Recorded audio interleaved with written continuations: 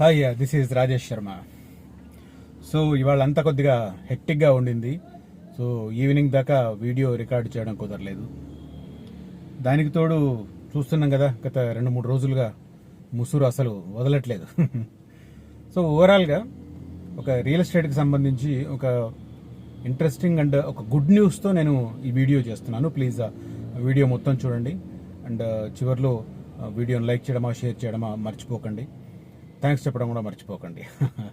So ఓవరాల్గా మనకు తెలుసు, గత సంవత్సర కాలంగా పర్టికులర్గా తెలంగాణకు సంబంధించి, హైదరాబాద్కి సంబంధించి రియల్ ఎస్టేట్ ఒక స్టాగ్నేషన్ మోడ్లో కొనసాగుతుంది. అంటే ఒక స్తబ్దంగా కొనసాగుతుంది.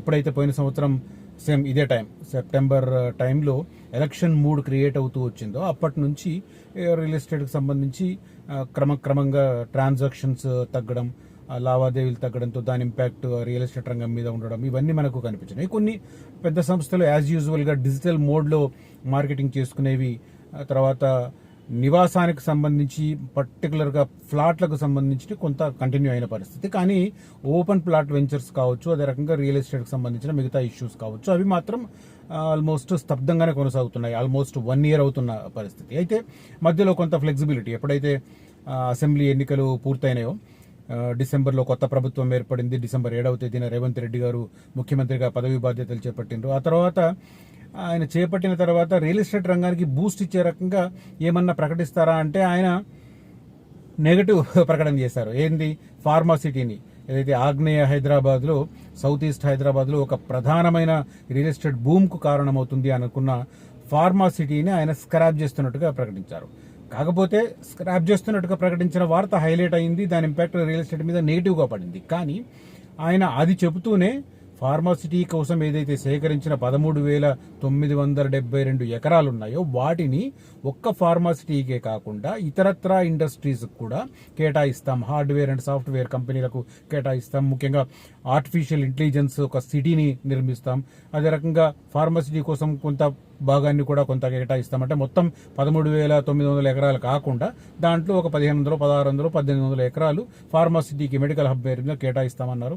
ఆ తర్వాత స్పోర్ట్స్ హబ్ అన్నారు, స్కిల్ యూనివర్సిటీ అన్నారు. ఇవి అట్లా డివైడ్ చేస్తూ వచ్చి మొత్తం మీద తర్వాత కార్యక్రమాలు జరిగినాయి. కాకపోతే ఆ రోజు ఆయన ఫార్మాసిటీని స్క్రాప్ చేస్తున్నాం అనగానే ఒక్కసారి డమాల్ అనిపించింది. అబ్బా, ఇదేంటి, రియల్ ఎస్టేట్ రంగం నుంచి వచ్చానని చెప్పుకున్న ముఖ్యమంత్రి గారు ఇట్లా ఒక చాలా కీలకమైన ప్రకటన అంత వేగ్గా చేసి పారేశారు అన్న కామెంట్స్ వచ్చినాయి. అఫ్కోర్స్ ఆయన ప్రకటన లోతుగా చూస్తే మనకు ఆ రోజు కొంత అర్థమైంది. ఇప్పుడు ఇవాళ మనం ముచ్చర్ల వైపు జరుగుతున్న ప్రాజెక్టులు వాటికి సంబంధించి చూస్తుంటే మనం ఆ రోజు ఆయనకు ఆ ఉద్దేశం ఉంది కాబట్టే ఫార్మాసిటీని స్క్రాప్ చేస్తున్నట్టుగా ఆయన ప్రకటించారు. తర్వాత దాన్ని వేరే రకంగా వాడుకుంటామని ఆ రోజు చెప్పినా కూడా ఆ పాయింట్ ఆ రోజు హైలైట్ కాలేదు. బట్ ఇప్పుడు హైలైట్ అవుతుంది. మహేశ్వరం వైపు వెళుతున్న పరిస్థితి మనకు చూస్తున్నాం. సో ఓవరాల్గా అట్లా అసెంబ్లీ ఎలక్షన్ తర్వాత కూడా తెలంగాణ రియల్ ఎస్టేట్ కావచ్చు, మరి ముఖ్యంగా హైదరాబాద్ రియల్ ఎస్టేట్ కావచ్చు, కొద్దిగా పుంజుకుంటుంది ఎలక్షన్స్ తర్వాత అనుకున్న టైంలో మళ్ళీ ఈ ప్రకటనతో కొంత నెగిటివ్ క్రియేట్ అయింది. ఈలోగా మార్చ్ వచ్చేసింది. మార్చిలో కొద్దిగా ఎలక్షన్స్ మూడ్ క్రియేట్ అవుతున్న టైంలో ఇక లోక్సభ ఎన్నికల షెడ్యూల్ వెలువడుతుంది అనుకున్న సందర్భంలో కొంత హడావిడి చేశారు ముఖ్యమంత్రి. కొంత కరీంనగర్ రోడ్లో, తర్వాత నాగ్పూర్ హైవే వైపు కొంత 2 ఎలివేటెడ్ కారిడార్స్ వాటికి సంబంధించి శంకుస్థాపన చేయడం, ఓకే, నార్త్ హైదరాబాద్ వైపు కొద్దిగా రియల్ బూమ్ వచ్చే ఇండికేషన్స్ ఈ 2 కార్యక్రమాల వల్ల వచ్చే అవకాశం కనిపిస్తుంది అనుకున్న టైంలో మళ్ళీ లోక్సభ ఎన్నికల ప్రాసెస్ మొదలైపోయింది.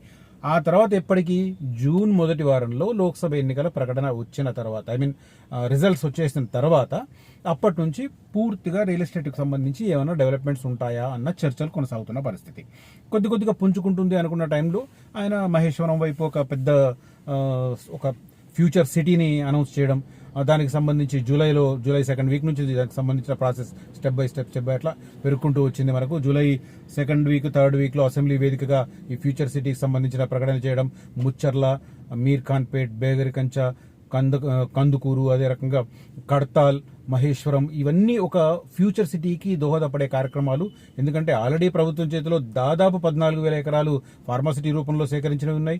దాదాపు 13,900 చిల్లర, కాబట్టి నేను దాదాపు రౌండ్ ఫిగర్ చెప్తున్నాను. అదే సందర్భంగా ఇంకొక 30,000-35,000 ఎకరాలు సేకరించడానికి అనుకూలంగా ఉంది అన్నది. కాబట్టి ఇవన్నీ కలిపి అటువైపు ఒక పెద్ద ఎత్తున ప్రాజెక్టులు టేకప్ చేయాలి అన్న ఉద్దేశం అది మనకు ప్రధానంగా కనిపించిన పరిస్థితి. సో ఓవరాల్గా అట్లా చూస్తే, అట్లా వెళుతున్న సందర్భంలో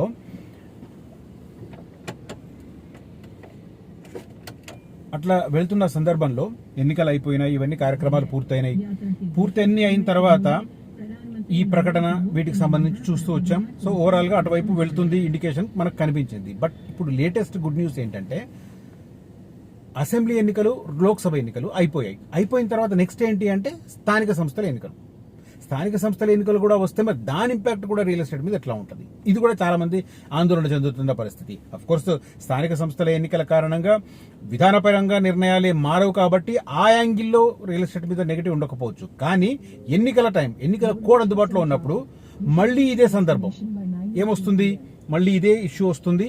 ప్రధానంగా ఎన్నికల టైంలో మనీ ఎక్కువ స్థాయిలో క్యారీ చేయలేరు, ఎక్కడికక్కడ తనిఖీలు ఉంటాయి. సో రియల్ ఎస్టేట్ అంటేనే దాదాపు 70% బ్లాక్ మనీ, 30% మాత్రమే వైట్ మనీ ఉంటాయి. ఎందుకంటే ప్రభుత్వ రేటు ప్రకారమే రియల్ ఎస్టేట్ సంస్థలు వైట్ మనీ తీసుకుంటాయి, మిగతా అంతా బ్లాక్ మనీ తీసుకోవడానికే మొగ్గు చూపుతాయి. ఎవరైనా పట్టుబట్టి నేను వైట్లోనే ఇస్తాను అన్నప్పుడు వాళ్ళు దాన్ని కూడా ఇంకొద్దిగా పెంచుకునే ప్రయత్నం చేస్తారు తప్ప ఓవరాల్ గా 100% వైట్ మనీ అయితే తీసుకోరు. కాబట్టి ఎన్నికలు వస్తే ఇప్పుడు ఏమేమి ఎన్నికలు జరగాలి, ఫస్ట్ పంచాయతీ ఎన్నికలు జరగాలి, ఆ తర్వాత జెడ్పీటీసీ, ఎంపీటీసీ ఎన్నికలు జరగాలి, ఆ తర్వాత మున్సిపాలిటీ ఎన్నికలు జరగాలి.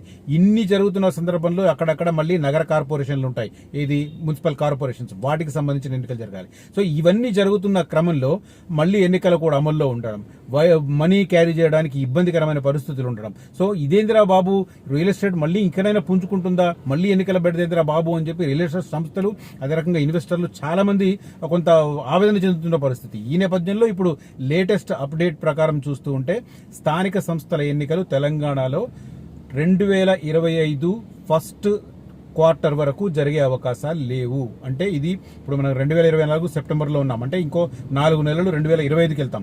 2025లో కూడా జనవరి, ఫిబ్రవరి, మార్చ్ ఆ ప్రాంతంలో ఈ లోకల్ బాడీకి సంబంధించిన ఎలక్షన్స్ తీసుకునే అవకాశాలు ఉన్నాయని ఇప్పుడు లేటెస్ట్ గా మనకు ఒక అంచనా వినిపిస్తుంది.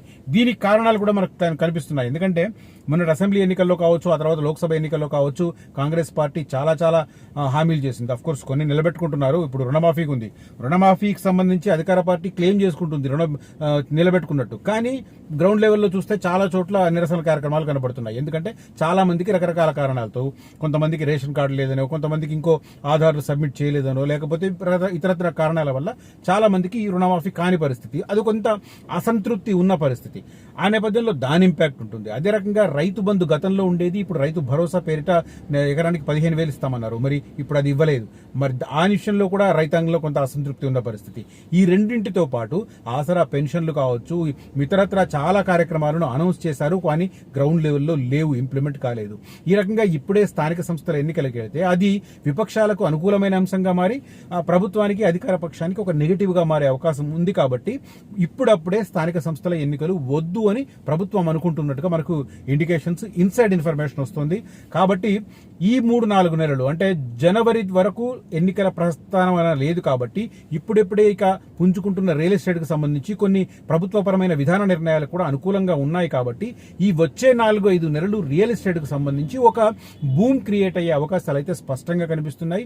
సేమ్ టైం ఈ 4-5 నెలల ఫ్లెక్సిబిలిటీని, అదే రకంగా ప్రభుత్వం అమలు చేస్తున్న కొన్ని పథకాలను, ప్రాజెక్టులను సెంట్రల్ గవర్నమెంట్, స్థానిక ప్రభుత్వంతో సంబంధం లేకుండా సెంట్రల్ గవర్నమెంట్ కూడా కొన్ని అనౌన్స్ చేస్తుంది. కాబట్టి అవి ఇక్కడ ప్రభుత్వాలు ఉన్నా మారినా ఏం జరిగినా కూడా అవి గ్రౌండ్ లెవెల్ అవుతాయి. కాబట్టి ఇవన్నీ దృష్టిలో పెట్టుకుని ఒక నిర్ణయం తీసుకుంటే చాలా బాగుంటుంది అనేది నా అభిప్రాయం. ముఖ్యంగా ఎన్నికల ప్రస్తావన ఇప్పుడు లేదు కాబట్టి అదొక ఊరట చెందే అంశం. ఇటు రియల్ ఎస్టేట్ సంస్థలకు కావచ్చు, రియల్ ఎస్టేట్ రంగం మీద ఆధారపడి జీవిస్తున్న చాలా మందికి, వేలాది మందికి కావచ్చు, అదే రకంగా ఇన్వెస్ట్ చేయాలనుకున్న వారికి కావచ్చు, ఈ 5 నెలలు 6 నెలలు ఒక ఫ్లెక్సిబుల్ ఏరియాగా భావించి సరైన నిర్ణయం తీసుకుని సరైన ప్లేస్ లో పెట్టుబడి పెట్టడం ద్వారా భవిష్యత్తుకు ఒక మార్గం సుగమం చేసుకోవడంతో పాటు ఒక భవిష్యత్తును గట్టిగా ఏర్పాటు చేసుకోవడానికి, అంటే ఒక భరోసా కలిగిన భవిష్యత్తును నిర్మించుకోవడానికి సరైన ప్లేస్ లో, సరైన ప్రాంతంలో ఇన్వెస్ట్ చేసి దానికి అనుగుణంగా ఫలితాలు పొందాలని చెప్పి నా అడ్వైజ్. అదే రకంగా మహేశ్వరం, అదే రకంగా విజయవాడ హైవే వైపు సరసమైన ధరలకు మంచి ప్లాట్లు అందుబాటులో ఉన్నాయి, కాంటాక్ట్ చేయండి. కడతాల్ ఏరియాలో మాత్రం DTCPకి సంబంధించి చాలా చీప్ లో ఉన్నాయి. కడతాలు మనకు ఎందుకు ముఖ్యమంటే, ముచ్చర్ల అనగానే అందరూ ఏమనుకుంటారంటే మనం టువర్డ్స్ శ్రీశైలం వెళ్తుంటే కందుకూరు దగ్గర మనకు బోర్డు కనబడుతుంది ముచ్చర్ల అని, అక్కడ నుంచి దగ్గర అనుకుంటారు. నిజానికి కడతాల్కు చాలా దగ్గర దగ్గర వస్తుంది ముచ్చర్ల, ఏదైతే ఇప్పుడు ఫ్యూచర్ సిటీ ఉందో అది కడతాల్ నుంచి చాలా దగ్గర. సో ఇప్పుడు కడతాల్ ఏరియాలో ఇన్వెస్ట్ చేయడం అనేది అతి ముఖ్యమైన అంశంగా కనిపిస్తుంది. దీనికి సంబంధించి నేను నెక్స్ట్ ఇంకొక వీడియో చేయబోతున్నాను, how Kadthal is most important now అని చెప్పి.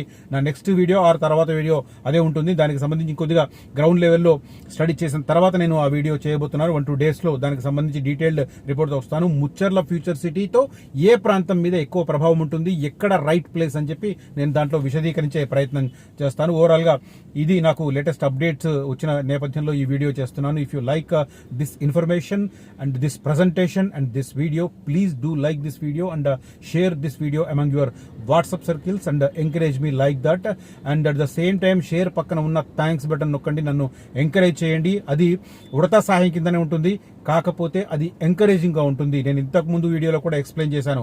హరికథ తర్వాత హరికథ చెప్పిన వారు ఒక హారతి పళ్ళెంతో ప్రజలందరికీ వెళ్తారు. దాని అర్థం వాళ్ళు దాంట్లో 5 రూపాయలు, 10 రూపాయలు, 20 రూపాయలు, 50 రూపాయలు, 100 రూపాయలు ఇస్తారు. దాని అర్థం అది వారి విద్వత్తుకు పారితోషికం కాదు, విలువ కట్టడం కాదు, కాకపోతే అది వారికి ఒక ఎంకరేజింగ్ గా ఉంటుంది. కాబట్టి ఆ విధానాన్ని గత పూర్వీకులు కూడా దాన్ని అవలంబిస్తూ వస్తున్నారు. నేను దాన్ని దృష్టిలో పెట్టుకునే నేను ఆ థ్యాంక్స్ బటన్ ని నొక్కమని మిమ్మల్ని విజ్ఞప్తి చేస్తున్నాను. If you like this video, please encourage me like that. Signing off, Rajesh Sharma.